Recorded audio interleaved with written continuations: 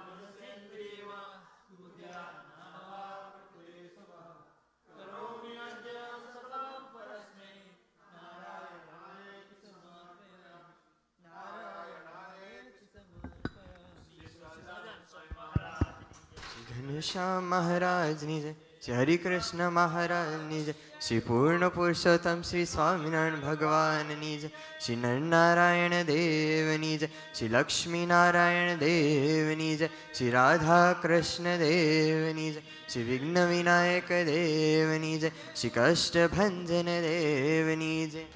सोने की छड़ी रूपे की मसाल, झरे के जामा मोती की माड़ा, काने कुंडड़ माथे मुगट, भालने तिलक कंभे माती केस, बाह्य बाजुबन करे पोचगड़ा, हाथ में रूमाल हेड़े हेमना हाथ, केड़े कंदोरो काने घड़ियाल, पगमा झांझर देसी आंगणीए वेच, एवा अक्षरधामना अधिपति सर्वोपरि सर्वो करता था, सर्व कारण ना कारण सर्वता न तारे राजा धीराज महाराजा श्री घनश्याम मारने घड़ी खमा घड़ी खमा घड़ी खमा।